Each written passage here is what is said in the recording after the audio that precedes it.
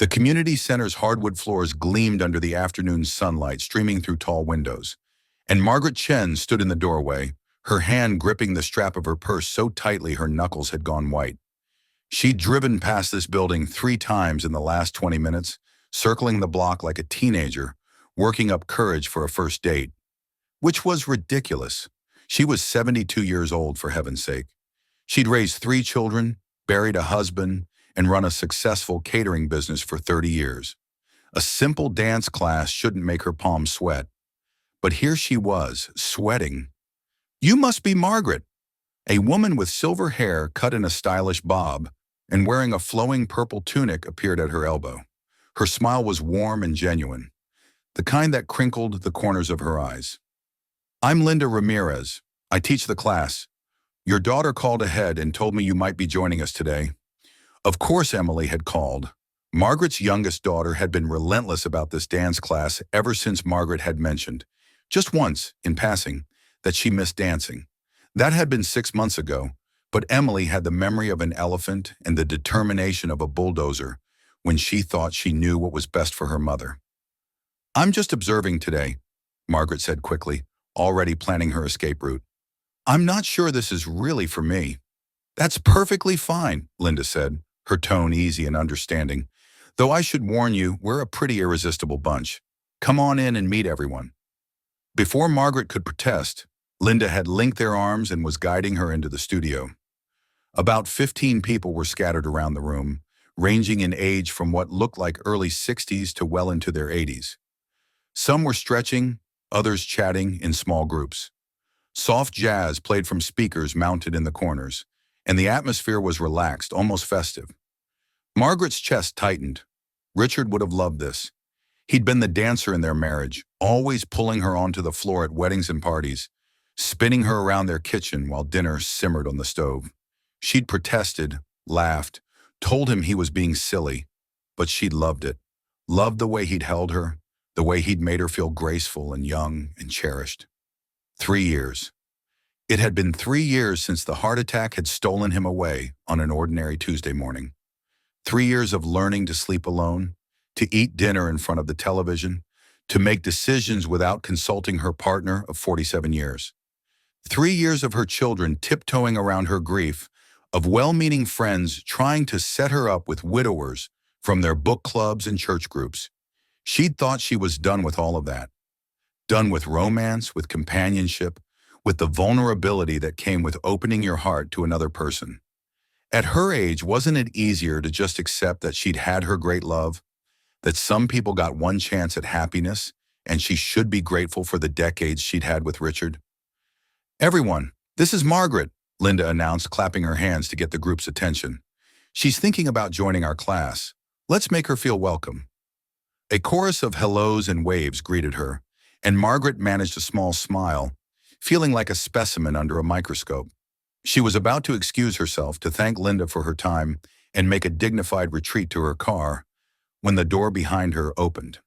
"Sorry I'm late," a deep voice said. "Traffic on the bridge was murder." Margaret turned and found herself looking up. She was 5'4", so she looked up at most people, into a pair of warm brown eyes set in a face that could only be described as distinguished. The man was tall, probably 6 feet, with silver hair that still showed traces of black, and he wore dark slacks and a crisp white button-down with the sleeves rolled to his elbows. He had the kind of face that suggested he smiled often, with laugh lines bracketing his mouth and fanning from his eyes. "Margaret, this is Frank Morrison," Linda said. "Frank, Margaret Chen. She's observing today." "Lucky us," Frank said, extending his hand. His grip was warm and firm, and Margaret felt an unexpected flutter in her stomach that she immediately tried to suppress. "First time?" "Yes," Margaret said, pulling her hand back, perhaps a bit too quickly. "I'm not sure I'm staying." "That's what I said 6 months ago," Frank said with a grin. "Now Linda can't get rid of me. Fair warning, this place is addictive." "Frank's being modest," Linda interjected. "He's one of our best dancers. Natural talent." "Natural talent and a lot of YouTube videos," Frank corrected. "I've been teaching myself since my wife passed. Turns out I have a lot of time on my hands in retirement."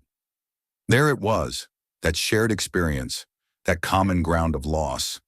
Margaret saw it in the way his smile dimmed just slightly, in the shadow that passed across his eyes. He understood. He knew what it was like to wake up reaching for someone who wasn't there anymore. "I'm sorry for your loss," Margaret said softly. "Thank you. It's been 4 years now. Some days are easier than others." He paused, then added, "Linda tells me dancing helps. I'm still testing that theory, but so far she might be right." "All right, everyone," Linda called out, moving to the center of the room. "Let's get started. We're going to begin with a basic waltz today. Partner up, please." The room erupted into motion as people paired off. Margaret felt a moment of panic. She should leave now, before she got swept up in this. But then Frank was standing in front of her, one hand extended. "Would you do me the honor?" he asked. "I promise I only step on toes about half the time." Margaret looked at his hand, then at his face, at those kind eyes that seemed to see right through her defenses. She thought about Richard, about the kitchen dances and the wedding waltzes. She thought about Emily's worried phone calls and her own lonely evenings. She thought about the fact that she was 72 years old and still breathing, still here, still capable of feeling that flutter in her stomach when a handsome man smiled at her. "Just for today," she heard herself say, placing her hand in his. "I'm only observing." Frank's smile widened. "Of course, just for today." The waltz was harder than Margaret remembered, or maybe she'd just forgotten how to let someone else lead. She kept trying to anticipate Frank's movements, to guide rather than follow, and the result was a series of awkward stumbles that left her flustered and apologetic. "I'm sorry," she said for what felt like the 100th time as she stepped on his foot again. "I'm terrible at this." "You're not terrible," Frank said patiently. "You're just thinking too much. Here, let's try something." He released her and stepped back. "Close your eyes." "What?" "Close your eyes, trust me." Margaret hesitated, then did as he asked, feeling vulnerable and slightly ridiculous standing in the middle of the dance floor with her eyes squeezed shut. "Now," Frank said, his voice closer now, "I'm going to put my hand on your waist. Don't think about the steps. Just feel the music and let me guide you. Can you do that?" She felt his hand settle gently at her waist, warm through the fabric of her blouse. His other hand took hers, and suddenly they were moving, swaying to the gentle rhythm of the waltz playing through the speakers. Without the visual distraction, Margaret found herself focusing on the music, on the subtle pressure of Frank's hand indicating which direction to move. 1, 2, 3, 1, 2, 3. It was like floating, like being carried on a current. "There you go," Frank murmured. "You've got it." Margaret opened her eyes and found herself looking directly into his, close enough to see the flecks of gold in the brown. They were moving together now, smoothly, naturally, as if they'd been dancing together for years instead of minutes. The rest of the room seemed to fade away, and for a moment Margaret forgot to be afraid. "You're a good teacher," she said. "You're a good student," he replied. "Once you stop trying to control everything." Margaret laughed, a real laugh that surprised her with its lightness. "My daughter would tell you that's my fatal flaw. Control issues." "I hope you don't mind," he said. "I took the liberty. But if you'd prefer something else—" "Chianti is perfect," Margaret assured him. She hadn't had wine in ages. Richard had been the wine drinker in their marriage, always selecting bottles for special occasions, teaching himself about regions and vintages. After he died, Margaret had found she couldn't bring herself to open the bottles he'd been saving. They were still in the basement, gathering dust, a collection of celebrations that would never happen. The waiter poured their wine, and Frank raised his glass. "To new beginnings," he said, "and to brave women who face their fears." "I'm not brave," Margaret said, but she clinked her glass against his anyway. "I'm terrified." "That's what makes it brave," Frank said. "Doing something even though you're scared." The wine was rich and smooth, warming her from the inside. Margaret took another sip, then set down her glass and looked at Frank across the table. In the soft lighting of the restaurant, he looked younger somehow, or maybe just more relaxed. He'd rolled his sleeves down and buttoned them at the wrists, and there was something endearing about the careful way he'd done it, as if he wanted to look presentable for her. "Tell me about your wife," Margaret said. "If you don't mind talking about her." Frank's expression softened. I don't mind. Her name was Patricia. Patty. We were married for 42 years. She was a librarian, loved books more than anything except maybe our son David. She had this way of making everyone feel like they were the most important person in the room. When she walked into a place, it just lit up. She sounds wonderful. She was. Cancer took her. Ovarian. By the time they found it, it had already spread.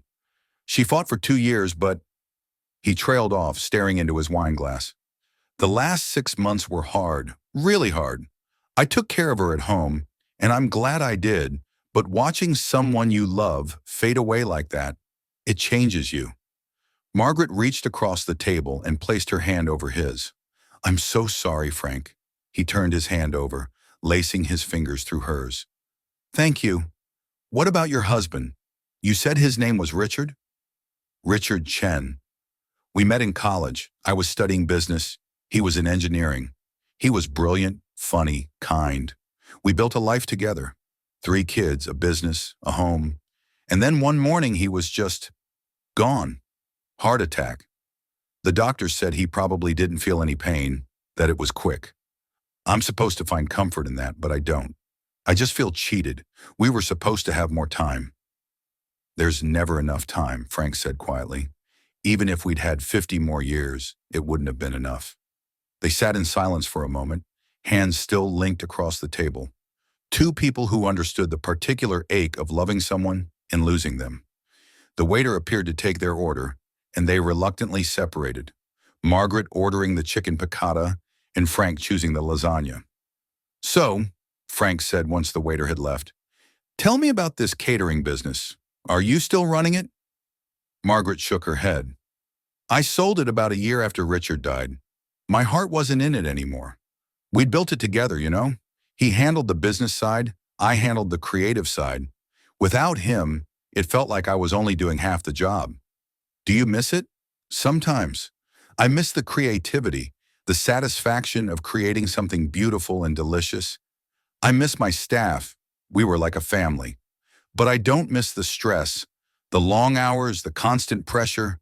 And honestly, I don't know if I could do it without Richard. He was my partner in every sense of the word. I understand that, Frank said.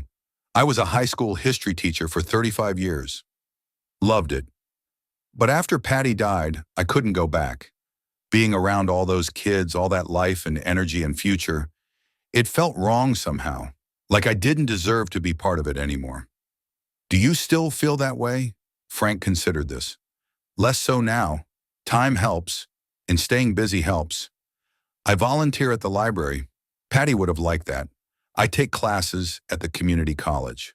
I joined the dance class.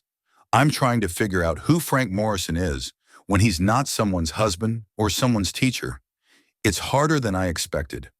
Margaret understood that completely. For so long, she'd been Richard's wife, Emily and her sibling's mother, the owner of Chen Catering. Now she was just Margaret, and she wasn't entirely sure who that was anymore. Their food arrived and they ate in comfortable silence for a while. The chicken was tender and tangy, the wine was excellent, and Margaret realized she was actually enjoying herself. When was the last time she'd done this?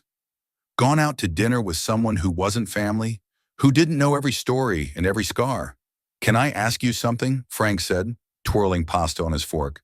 Why did you almost leave the dance class today? What scared you so much? Margaret set down her fork and took a sip of wine, buying time to formulate her answer. I think I was afraid of feeling something, of enjoying myself. Like if I let myself be happy, even for an hour, I'd be betraying Richard's memory. Does that sound crazy? Not even a little bit, Frank said. I felt the same way for the first year after Patty died. Guilty every time I laughed, every time I enjoyed a meal or a sunset. Like I didn't have the right to experience joy when she couldn't anymore. What changed? David, my son, said something to me. He said, Dad, Mom wouldn't want you to stop living. She'd want you to honor her memory by living fully, by finding joy, by being happy. That's how you keep her alive, by carrying her love forward into the rest of your life. Frank paused, his eyes bright with unshed tears. He was right. Patty would be furious with me if she knew I was sitting around feeling guilty for being alive.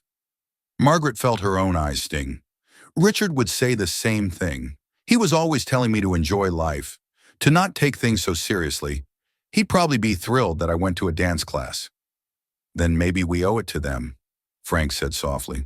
To live, to find joy, to take chances on things that scare us. Like dinner with a stranger? Like dinner with a friend, Frank corrected. Because that's what I hope we're becoming, Margaret. Friends. Friends. That felt safe, manageable. Margaret could do friends. I'd like that, she said. They finished their meal, sharing stories about their children and grandchildren, about their lives before and after loss. Frank told her about his attempts to learn to cook. I can make exactly 3 things: scrambled eggs, grilled cheese, and reservations. And Margaret told him about her disastrous attempt to take up painting. Turns out I have no visual artistic talent whatsoever. My daughter said my still life looked like a crime scene. By the time they left the restaurant, Margaret's cheeks hurt from smiling. Frank walked her to her car, and they stood in the parking lot under the streetlights, neither quite ready to say goodbye. Same time next week? Frank asked. For the dance class. Same time next week, Margaret confirmed. And maybe dinner after? If you're not sick of me by then? Margaret smiled. I think I can manage that. Frank leaned in and kissed her cheek, a gentle, chaste gesture that nonetheless sent warmth flooding through her. Drive safe, Margaret Chen. You too, Frank Morrison. She drove home with the radio playing, humming along to songs she hadn't heard in years. When she pulled into her driveway, she sat in the car for a moment, looking at the house she'd shared with Richard. It looked the same as always. The porch light glowing, the garden beds neat and tended, the curtains drawn against the night. But something felt different. Margaret felt different.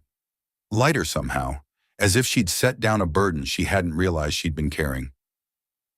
I met someone today, she said aloud, speaking to Richard the way she sometimes did when she was alone. His name is Frank, and he's kind and funny, and he understands. I think you'd like him. I think I like him too. Is that okay? The house was silent, but Margaret felt a sense of peace settle over her. Richard would want her to be happy. She knew that. And maybe, just maybe, she was ready to let herself try. The week passed slowly. Margaret found herself thinking about Frank at odd moments, while grocery shopping, while watching television, while lying in bed at night. She wondered what he was doing, if he was thinking about her too. She felt like a teenager with a crush, and the feeling was both exhilarating and terrifying. Emily called on Wednesday, ostensibly to check in, but really to interrogate her about the dance class. So, her daughter said without preamble, how was it? Did you go? Did you like it? I went, Margaret admitted. And yes, I liked it. Mom, that's wonderful. Are you going back? I'm thinking about it. Thinking about it? Mom, this is huge. You actually left the house for something social. You actually tried something new. I'm so proud of you. Margaret felt a pang of guilt.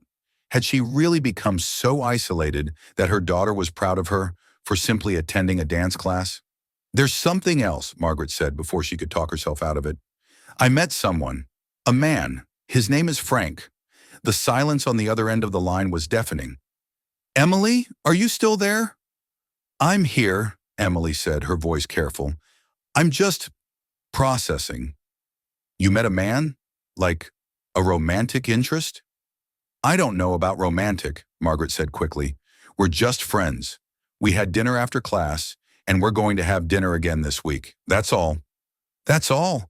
Mom, that's huge. Tell me everything. What's he like? How old is he? What does he do? Margaret found herself smiling as she described Frank. His kindness, his sense of humor, the way he understood her grief without trying to fix it. Emily listened, asking questions, and Margaret could hear the smile in her daughter's voice. I'm happy for you, Mom, Emily said when Margaret finished. Really happy. You deserve this. You deserve to have someone in your life who makes you smile. It's just dinner, Margaret protested. Don't make it into something it's not. Okay, just dinner. But Mom, I think Dad would be happy for you too. After they hung up, Margaret sat with those words. Would Richard be happy, or would he feel betrayed, replaced? She wanted to believe he'd want her to be happy, but doubt niggled at her. They'd promised each other forever. How could she even think about someone else? She pulled out her phone and scrolled through her photos until she found one of Richard, taken at Emily's wedding 5 years ago. He was laughing at something, his eyes crinkled with joy, his arm around Margaret's waist. They looked happy. They had been happy. "I miss you," she whispered to the photo. "Every single day, I miss you.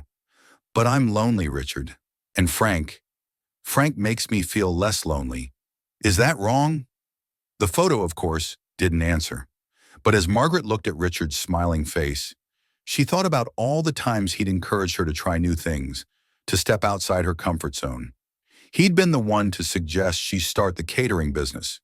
He'd been the one to push her to take that trip to Italy she'd always dreamed about. He'd wanted her to live fully, to embrace life. Maybe Emily was right. Maybe Richard would want her to take this chance. The following Tuesday, Margaret arrived at the dance class 15 minutes early. She'd changed her outfit 3 times before leaving the house, finally settling on a soft blue blouse and black slacks. She'd even put on makeup, something she rarely bothered with anymore. Frank was already there, talking to Linda near the sound system. When he saw Margaret, his face lit up, and he excused himself to cross the room to her. "You came back," he said, and there was genuine pleasure in his voice. "I said I would," Margaret replied. "I know, but I was afraid you might change your mind, that you'd decide I was too much trouble." "Are you trouble, Frank Morrison?" "My son seems to think so," Frank said with a grin, "but I prefer to think of myself as charmingly persistent." They fell into an easy rhythm, warming up with the rest of the class before Linda started the lesson. Today they were working on the tango, which was more challenging than the waltz or foxtrot. It required precision, passion, and a level of trust that Margaret wasn't sure she was ready for. "The tango is all about connection," Linda explained, demonstrating with one of the other instructors. "You have to be completely in sync with your partner, anticipating their movements, trusting them to lead. It's intimate and intense, and it requires you to be vulnerable." Margaret felt her anxiety spike. Vulnerable. That was exactly what she was afraid of. "Hey," Frank said softly, his hand finding hers. "We've got this. Just like last week. Close your eyes if you need to, and trust me." They took their positions, Frank's hand firm at her waist, their other hands clasped. The music started. Dramatic, passionate, nothing like the gentle waltzes they'd danced before. Frank began to move, and Margaret followed, her body responding to his lead even as her mind raced with doubts. Step, step, quick, quick, slow. The tango was sharp and precise, full of sudden stops and dramatic turns. Margaret stumbled once, twice, but Frank was there, steadying her, guiding her back into the rhythm. She could feel the heat of his body, the strength in his arms, the way he held her just a little bit closer than strictly necessary. "Look at me," Frank murmured, and Margaret raised her eyes to meet his. "Don't think, just feel." And suddenly she was, feeling the music, feeling the movement, feeling the connection between them. It was electric, intoxicating, and more than a little frightening. This wasn't just dancing. This was something more, something that made her heart race and her breath catch. When the music ended, they stood frozen for a moment, still locked in the tango's final pose. Margaret could feel Frank's heart beating against her chest, could see the intensity in his eyes. Around them, the other couples were breaking apart, laughing and chatting, but Margaret and Frank remained still, caught in a moment that felt suspended in time. "That was," Frank started, then trailed off. "Yeah," Margaret agreed, not sure what she was agreeing to, but knowing he understood. Linda clapped her hands. "Excellent work, everyone. Let's take a break, and then we'll run through it again." Margaret stepped back, suddenly needing space, needing air. She grabbed her water bottle and headed for the door, stepping out into the hallway where it was cooler and quieter. She leaned against the wall, trying to calm her racing heart. What was she doing? This was supposed to be just a dance class, just dinner with a friend. But what she'd felt just now, in Frank's arms, was anything but friendly. It was desire, attraction, the kind of pull she hadn't felt since Richard. "Margaret?" Frank appeared in the doorway, concern etched on his face. Are you okay? Did I do something wrong? No, Margaret said quickly. No, you didn't do anything wrong. I needed a minute. Frank stepped into the hallway, letting the door close behind him. Talk to me. What's going on? Margaret took a deep breath. I'm scared, Frank. Whatever this is between us, it's moving too fast. I thought I could handle being friends, having dinner, dancing. But what I felt in there, that wasn't friendship. No, Frank agreed quietly. It wasn't. I'm not ready for this. I don't know if I'll ever be ready for this. Frank was quiet for a moment, and when he spoke, his voice was gentle but firm. Margaret, I'm not asking you to be ready. I'm not asking you for anything except to be honest about what you're feeling, because I'm feeling it too, and it scares the hell out of me. Margaret looked up at him, surprised. It does? Of course it does. I love Patty with everything I had. The thought of opening my heart to someone else, of being that vulnerable again, it terrifies me. But you know what terrifies me more? The thought of spending the rest of my life alone because I was too afraid to take a chance. What if we're not ready? What if we're just two lonely people looking for something to fill the void? Maybe we are, Frank said. Or maybe we're two people who've loved deeply and lost deeply and are brave enough to try again. I don't have all the answers, Margaret, but I know that when I'm with you, I feel more alive than I have in 4 years. And I hope you feel the same way. Margaret closed her eyes, feeling tears prick at her lids. I do. God help me, I do. Then let's take this one day at a time, Frank said. No pressure, no expectations. We'll go at whatever pace feels right for you. If you need to slow down, we slow down. If you need space, I'll give you space. But please don't run away because you're scared. Don't let fear rob you of something that could be beautiful. Margaret opened her eyes and looked at Frank, really looked at him. She saw the hope in his eyes, the vulnerability, the fear that matched her own. He was right. They were both scared. But maybe that was okay. Maybe being scared together was better than being safe and alone. Okay, she said softly. One day at a time. Frank's smile was like the sun breaking through clouds. One day at a time, he repeated. He held out his hand. Ready to go back in and tango some more? Margaret took his hand, feeling the now familiar warmth of his touch. Ready. Over the next few weeks, Margaret and Frank fell into a comfortable routine. Dance class on Tuesdays, followed by dinner at the Italian restaurant. Sometimes they'd go for walks in the park on weekends, or meet for coffee on Thursday afternoons. They talked about everything, their childhoods, their careers, their children and grandchildren, their hopes and fears. Margaret learned that Frank had been a history teacher who specialized in World War II, that he'd served in Vietnam and rarely talked about it, that he loved old movies and terrible puns. Frank learned that Margaret had grown up in San Francisco's Chinatown, that she'd been the first in her family to go to college, that she could recite entire passages from Pride and Prejudice from memory. They were taking it slow as promised. No more intense tangos. They stuck to waltzes and foxtrots, dances that felt safer, less charged. They held hands sometimes, and Frank would kiss her cheek when they said goodbye, but nothing more. It was sweet and old-fashioned and exactly what Margaret needed, but she could feel something building between them, a tension that was both exciting and terrifying. She caught herself thinking about what it would be like to kiss him, really kiss him, to be held by him, to wake up next to him. And then she'd feel guilty, as if she were cheating on Richard, even though Richard had been gone for 3 years. It was Emily who finally called her out on it. Mom, you're allowed to move on, her daughter said during one of their weekly phone calls. Dad's been gone for 3 years. You're allowed to be happy. I know that intellectually, Margaret said, but emotionally, it feels like a betrayal. It's not a betrayal. It's life. Dad wouldn't want you to be alone forever. How do you know that? Did he tell you that? Emily was quiet for a moment. Actually, yes, he did. Margaret felt her breath catch. What? It was right after his diagnosis. You remember, when they thought he might have had a minor heart issue, but it turned out to be nothing? He pulled me aside and said, if anything ever happens to me, I need you to make sure your mother doesn't shut herself away. She's going to want to, but don't let her. Make sure she keeps living, keeps trying new things, keeps her heart open. He made me promise, Mom. Tears streamed down Margaret's face. He said that. He said that. He loved you so much, and he wanted you to be happy, even if that meant being happy with someone else. After they hung up, Margaret sat in her living room, looking at the photos of Richard that still covered the mantel.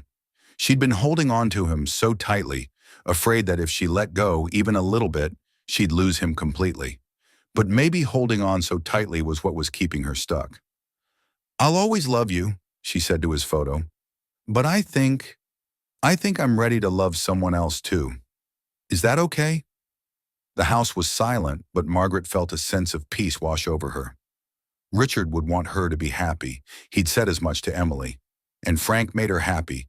Really, genuinely happy in a way she hadn't been in years. She picked up her phone and texted Frank, "Are you free tomorrow? I'd like to see you." His response came almost immediately. "Always free for you. What did you have in mind?" Margaret smiled as she typed, "How about a picnic in the park? I'll bring the food." It's a date. A date. Yes, Margaret thought. It was definitely a date. The next day was perfect, sunny and warm with a gentle breeze. Margaret packed a basket with sandwiches, fruit, cheese, and a bottle of wine. She even made her famous lemon bars, the ones that had been a bestseller at her catering company. Frank was waiting for her at the park entrance, wearing jeans and a casual button-down, looking relaxed and handsome. When he saw her, his face lit up in that way that never failed to make her heart skip. "You made lemon bars," he said, peering into the basket. "Are you trying to make me fall in love with you?" The words hung in the air between them, and Margaret saw Frank's eyes widen as he realized what he'd said.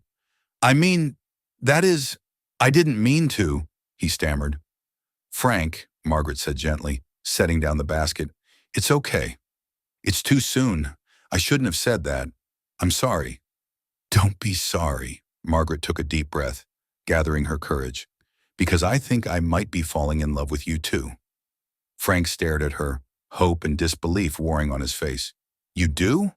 "I do, and it terrifies me. But I'm tired of being afraid. I'm tired of feeling guilty for being happy. Richard wanted me to live, to keep my heart open.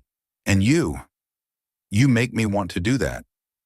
Frank closed the distance between them, his hands coming up to cup her face. "Margaret Chen, you are the bravest, most remarkable woman I've ever met." "I'm not brave," Margaret protested. "I'm scared out of my mind."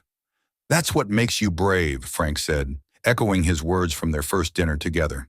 "Doing it anyway." And then he kissed her.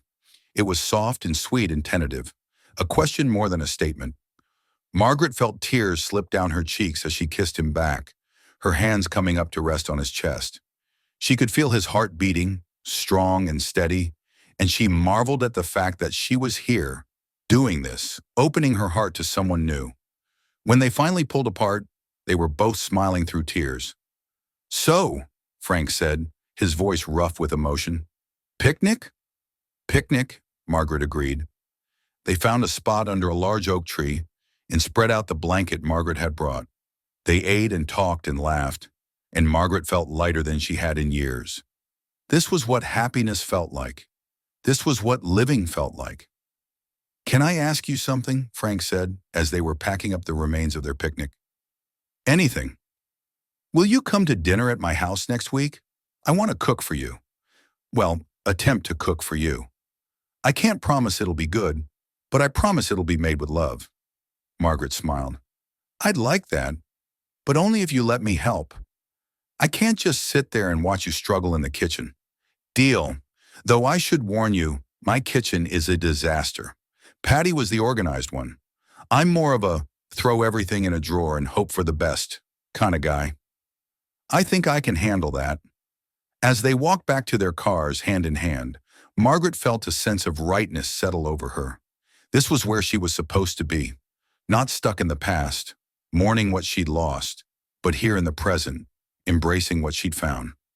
She thought about Richard, about the life they'd built together, the love they'd shared. That would always be a part of her. But she was learning that the heart was big enough to hold more than one love, that honoring the past didn't mean sacrificing the future. "Thank you," she said to Frank as they reached her car. "For what?" "For being patient with me, for understanding, for making me believe that second chances are possible." Frank pulled her close, pressing a kiss to her forehead. "Thank you for taking a chance on me, on us." "Us," Margaret repeated, testing out the word. "I like the sound of that."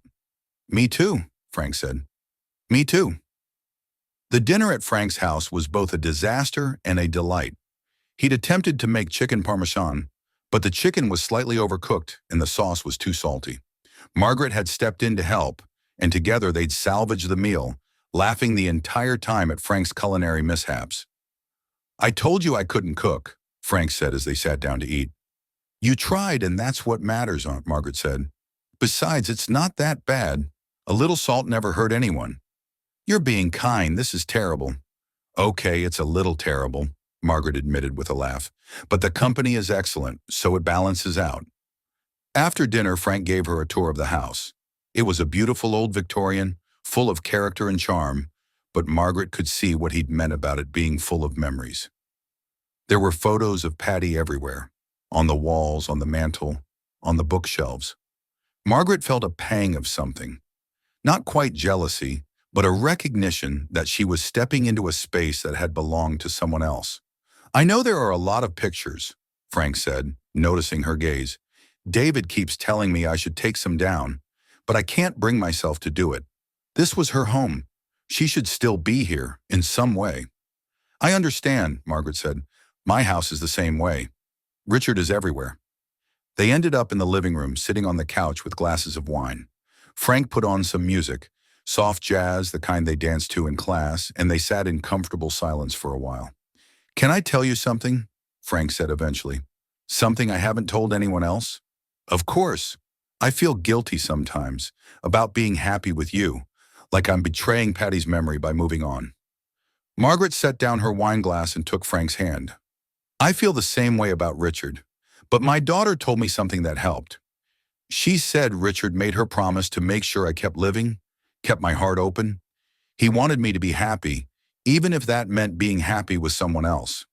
"Patty said something similar to David," Frank said quietly. "She told him, 'Your father is going to want to shut down after I'm gone. Don't let him. Make sure he keeps living, keeps finding joy. I want him to be happy, even if I'm not there to see it.'" They looked at each other, both of them with tears in their eyes. "They loved us enough to want us to be happy," Margaret said, "even without them." "They did," Frank agreed. "And I think they'd be happy that we found each other." "I think so too." Frank set down his wine glass and turned to face Margaret fully. "I need to tell you something. I'm falling in love with you, Margaret. Actually, I think I've already fallen. And I know it's fast, and I know we're both still carrying our grief, but I can't help how I feel. You've brought light back into my life. You've made me remember what it feels like to look forward to tomorrow." Margaret felt her heart swell. "I love you too, Frank. I didn't think I could feel this way again, but I do. You make me happy. You make me feel alive." Frank leaned in and kissed her, and this time there was nothing tentative about it. It was deep and passionate, full of promise and possibility. Margaret kissed him back, her hands tangling in his hair, her body pressing against his. When they finally broke apart, they were both breathless. "Stay," Frank said softly. "Stay the night. I'm not asking for anything except to hold you, to wake up next to you. I don't want this night to end." Margaret thought about her empty house, about the lonely bed she'd been sleeping in for 3 years. She thought about Richard, about the promise she'd made to keep living. And she thought about Frank, about the way he made her feel cherished and desired and alive. "Okay," she said, "I'll stay." They lay in Frank's bed, wrapped in each other's arms, talking late into the night. They talked about their fears and their hopes, about what they wanted from this relationship, about how to navigate the complicated terrain of loving again after loss. "I don't want to replace Patty," Margaret said. "I could never do that, and I wouldn't want to try." "You're not replacing her," Frank assured her. "You're something entirely new, a second chapter, not a rewrite of the first." I like that, Margaret said. A second chapter. What do you want from this? Frank asked. From us? Margaret thought about it. I want companionship. I want someone to share my life with, to laugh with, to dance with. I want to wake up next to someone who makes me smile. I want to feel loved and cherished. What about you? All of that, Frank said. And I want to take care of you, to support you, to be your partner in every sense of the word. I want to meet your children and grandchildren. I want to integrate our lives, not keep them separate. I want this to be real. It is real, Margaret said. This is the realest thing I've felt in years. They made love that night, slowly and tenderly. Two people learning each other's bodies, each other's rhythms. It was different from what Margaret had known with Richard. Frank was different, his touch different, his way of loving different. But it was beautiful in its own right, and Margaret felt no guilt, only gratitude for this second chance at intimacy, at connection. Afterward, they lay tangled together, and Margaret felt a sense of peace she hadn't known in years. I love you, Frank murmured against her hair. I love you too, Margaret replied. And for the first time since Richard's death, Margaret fell asleep feeling not alone, but cherished. Not stuck in the past, but hopeful for the future. The next few months were a whirlwind of new experiences and deepening connection. Margaret and Frank became inseparable, spending most of their free time together. They continued with the dance class, which had become as much about community as it was about dancing. The other members of the class had embraced their relationship, with Linda declaring them her star couple. Even Diane had backed off, though she still shot Margaret the occasional envious look. Margaret introduced Frank to her children, which was nerve-wracking, but ultimately wonderful. Emily loved him immediately, declaring him perfect for mom. Her other two children, Michael and Sarah, were more cautious at first, protective of their mother and their father's memory. But Frank won them over with his genuine kindness and his obvious love for Margaret. He's not trying to replace Dad, Emily told her siblings. He's just making Mom happy. Isn't that what we all want? Frank's son David was equally welcoming, thrilled to see his father happy again. The 5 children got along well, and soon they were planning joint family dinners and holiday celebrations. We're blending families, Frank said one evening as they prepared dinner together in Margaret's kitchen. At our age, who would have thought? It's a little unconventional, Margaret admitted, but I like it. I like having a full house again, having people to cook for. Speaking of which, Frank said, I have something to ask you. Margaret looked up from the vegetables she was chopping. What is it? Frank took a deep breath. Move in with me, or I'll move in with you. I don't care which. I just know that I hate spending nights apart from you. I want to wake up next to you every morning. I want to build a life with you, not just visit each other's lives. Margaret set down her knife, her heart racing. Frank, that's a big step. I know, and if you're not ready, I understand. But Margaret, I'm 76 years old. I don't have time to waste. I love you, and I want to spend whatever time I have left with you. Not just weekends and Tuesday nights, but every day. Margaret thought about her house, about the memories embedded in every room. She thought about Richard, about the life they'd built there. And then she thought about Frank, about the new life they were building together. What if we sold both houses and bought something new? She said slowly. Something that's ours, not yours or mine, but ours. A fresh start. Frank's face lit up. You mean it? I mean it. I love you, Frank Morrison, and I want to build a life with you. A real life, not just stolen moments between our separate existences. Frank pulled her into his arms, kissing her deeply. You've just made me the happiest man alive. There's one condition, Margaret said when they broke apart. Anything. We keep dancing. Tuesday nights, no matter what. That's our time, our thing. Deal, Frank said. Though I should warn you, I'm going to want to dance with you every night, not just Tuesdays. I think I can live with that. They spent the next few months house hunting, looking for a place that felt right for both of them. They wanted something smaller than their current houses, easier to maintain, but with enough space for when their children and grandchildren visited. They found it in a charming craftsman bungalow in a quiet neighborhood with a big front porch and a garden that Margaret immediately started planning. It had 3 bedrooms, a spacious kitchen, and a living room with built-in bookshelves that Frank fell in love with immediately. "This is it," Margaret said as they stood in the empty living room, imagining their furniture, their lives filling the space. "This is home. Our home," Frank corrected, pulling her close. "The first thing that's truly ours." They moved in together on a sunny Saturday in October, with help from their children and grandchildren. It was chaotic and exhausting, and absolutely perfect. They hung photos on the walls, some of Patty, some of Richard, some of their children, and many of the two of them together. They were creating a space that honored their past while embracing their future. That night, after everyone had left and they were alone in their new home, Frank pulled Margaret onto the back porch. Music drifted from inside. He'd set up speakers and put on their favorite jazz playlist. "Dance with me," he said, holding out his hand. Margaret took it, and they swayed together under the stars in the garden of their new home. Two people who'd found love the second time around. "Happy?" Frank murmured against her hair. "Happier than I ever thought I'd be again," Margaret replied. "Thank you for not giving up on me, for being patient while I figured out how to open my heart again. Thank you for taking a chance on an old history teacher who can't cook and tells terrible jokes." Margaret laughed. "Your jokes are terrible, but I love them anyway. I love you. I love you too, more than I can say." They danced until the music ended, and then they danced some more, creating their own rhythm, their own music. Two people who'd loved and lost and been brave enough to love again. Two people who discovered that the heart was big enough for second chances, for new beginnings, for love that bloomed even in the autumn of life.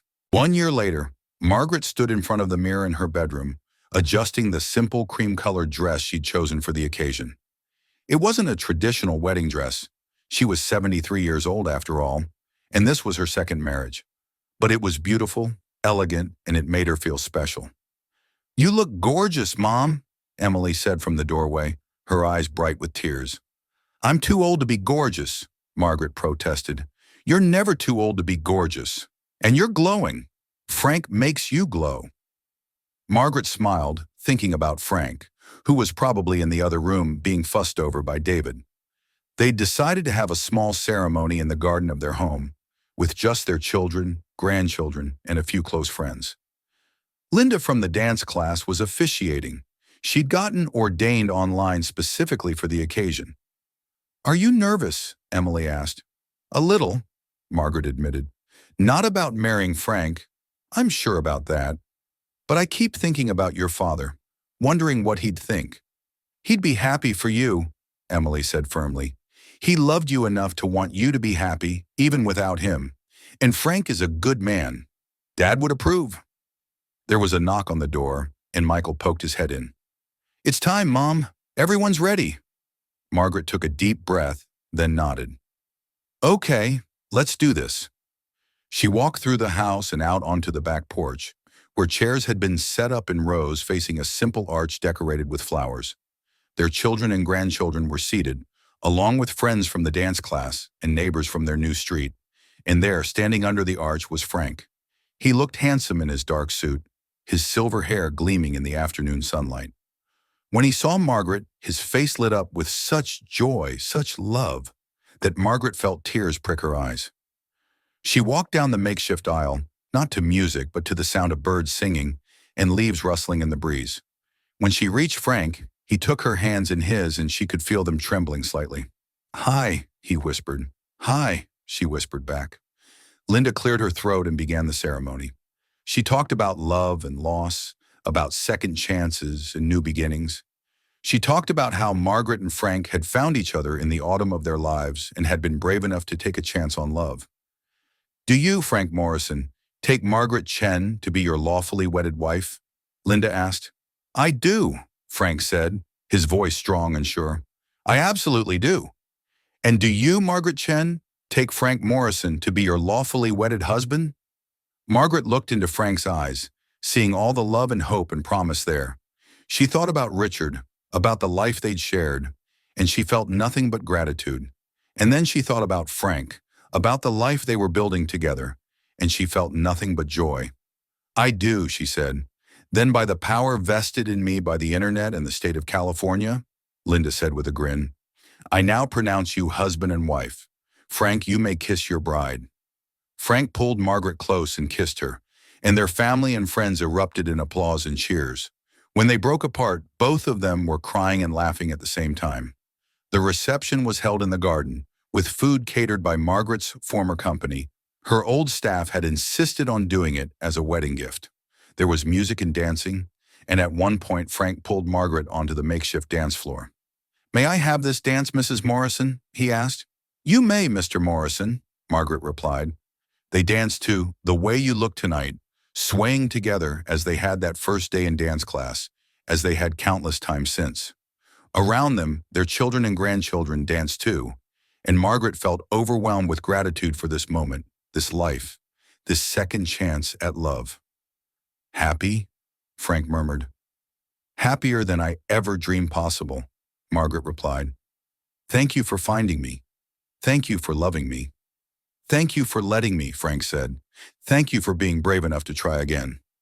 As the sun set over their garden, painting the sky in shades of pink and gold, Margaret and Frank danced on, two people who discovered that it's never too late for love, never too late for new beginnings, never too late for happily ever after. The second time around, they'd found something precious, not a replacement for what they'd lost, but something entirely new. A love that honored the past while embracing the future. A love that proved the heart was big enough for second chances. And as they danced under the stars, surrounded by the people they loved, Margaret knew that this was exactly where she was meant to be. Not stuck in yesterday, but living fully in today, with hope for all the tomorrows to come. I hope you enjoyed this story as much as I enjoyed creating it. If this story touched you, please like, subscribe, and share it. I want to hear from you. I always wonder how far my stories reach. Where are you listening from? What city, state, or country? If you were in Frank and Margaret's shoes, would you open your heart to love again? Drop it in the comments. Let's keep this conversation going.